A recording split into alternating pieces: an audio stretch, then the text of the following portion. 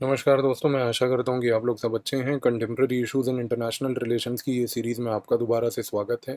ये सीरीज़ हमने इस महीने इसलिए चलाई है क्योंकि विदेश नीति, सुरक्षा नीति के सीरीज़ में टॉपिक्स इस बार बहुत ज़्यादा थे नहीं, और कहीं न कहीं न्यूज़पेपर में छोटे-छोटे टर्म्स एंड कॉन्सेप्ट्स थे, जिसके ऊपर काफ़ी चर्चा हुई, तो मैंने सोचा कि इन टर्म्स के बारे में क्लैरिटी आपको इस सीरीज़ के तहत देता हूँ।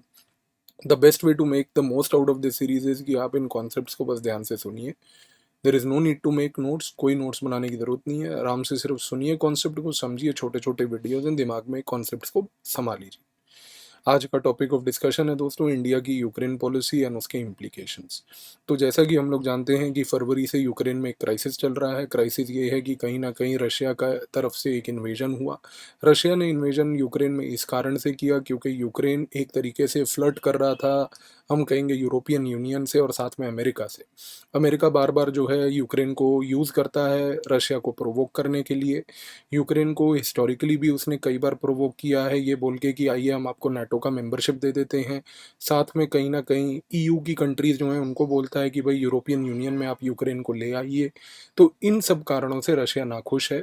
रशिया नाखुश इस कारण से नहीं है कि वो नहीं चाहता कि यूक्रेन में प्रगति हो, बट रशिया नाखुश इस बात से है कि अगर नाटो एक तरीके से यूक्रेन को अपना मेंबर बना लेता है, तो नाटो एक तरीके से रशिया के बॉर्डर पे आ जाएगा।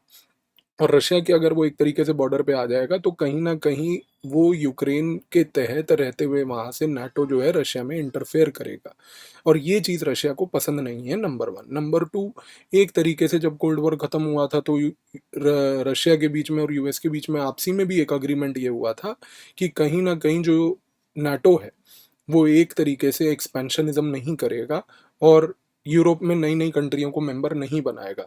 तो इस केस में कहीं न कहीं इस एग्रीमेंट का वायलेशन अमेरिका ने किया है, और अमेरिका के इस वायलेशन के कारण अगर आप ध्यान से देखें, तो कहीं न कहीं रशिया प्रोवोक हुआ है, और रशिया ने प्रोवोक होने के बाद एक तरीके से रिएक्शन लिया है।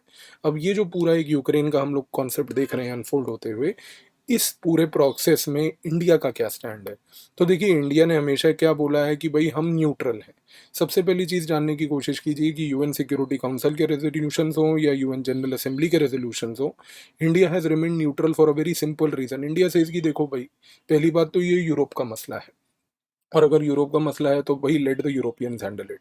बिकॉज़ यूरोप के जो प्रॉब्लम्स हैं वो यूरोप के प्रॉब्लम्स हैं, वो हमारे प्रॉब्लम्स नहीं हैं। और हमारे प्रॉब्लम्स जैसे यूरोप के प्रॉब्लम्स नहीं होते, तो उनके प्रॉब्लम्स हमारे प्रॉब्लम्स क्यों होंगे? तो इंडिया का neutral stand is based on this idea कि if there are problems that Europeans have, then it is their problem.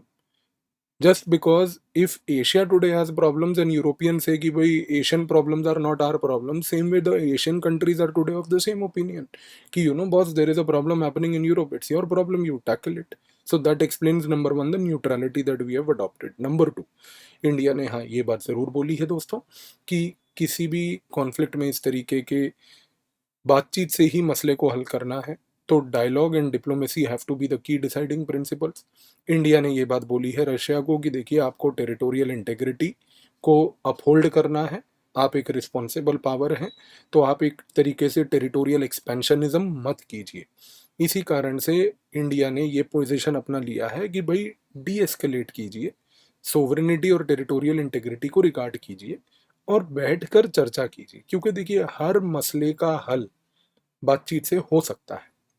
और इंडिया ने ये बात रशिया को भी बोली है, यूएस को भी बोली है, यूएन में भी बोली है। अगर हम देखें कि भाई इंडिया का जो ये स्टैंड है, इसकी वजह से इम्प्लीकेशंस क्या हुए हैं। देखिए, यूरोपियन कंट्रीज में एक तरीके से नाराजगी है इंडिया के स्टैंड को लेके कि आप जो है वेस्ट के साथ क्यों नहीं खड़े हो रहे। भाई, हम वेस्ट के साथ क्यों खड़े हों? वेस्ट ने जब रशिया को प्रोवोक किया है, तो we can not stand with a power which is a provocative power, number 1। हमारे कॉन्सेप्ट में हमने ये बोला है कि our national interest is supreme.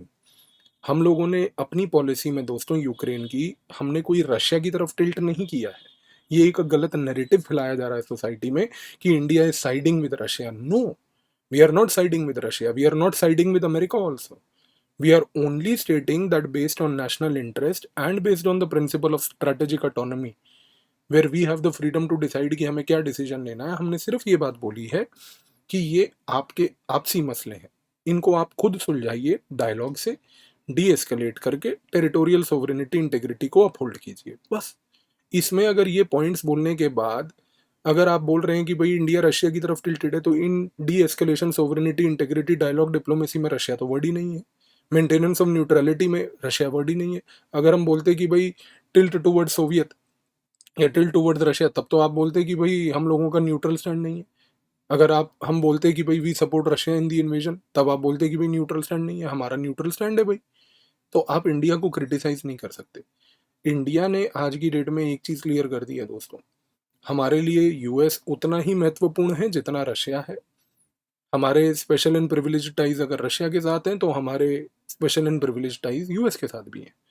हम उनके साथ भी एंगेज करेंगे, इनके साथ भी एंगेज करेंगे, बट इन दोनों को एक चीज ये बोली है कि रिस्ट्रेंट एक्सरसाइज कीजिए। तो मोस्ट इंपॉर्टेंट फिलोसफी जो है हमारे पूरे पॉलिसी की यूक्रेन की, वो है the concept of restraint, that don't be aggressive, D escalate the crisis, talk and make sure that no country violates the principle of territorial integrity and sovereignty. So I hope इससे आपको समझ आया होगा जो हमारा लार्जर थॉट प्रोसेस है Ukraine को लेके। दोस्तों आप जुड़िए हमारे साथ अन अकेडमी पे। हमारे पास 170 टॉपर्स 2020 में, 178 2021 में थे। 28 जुलाई से दोस्तों यूपीएससी सीएससी के बैचेस स्टार्ट हो रहे हैं हमारे, और पीएवी आईएएस कोड का प्रयोग करके इन बैचेस को ज्वाइन कीजिए।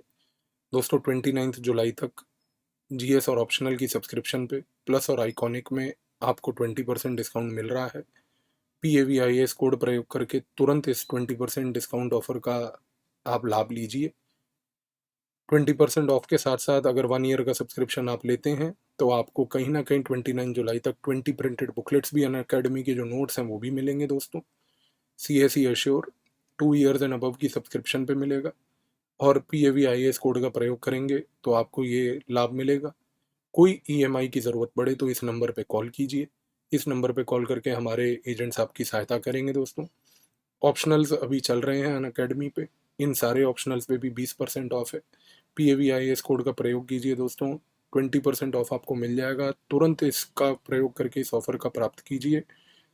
सबसे इंपॉर्टेंट चीज़ है दोस्तों, GS कॉम्बैट 31 जुलाई को 11 बजे है।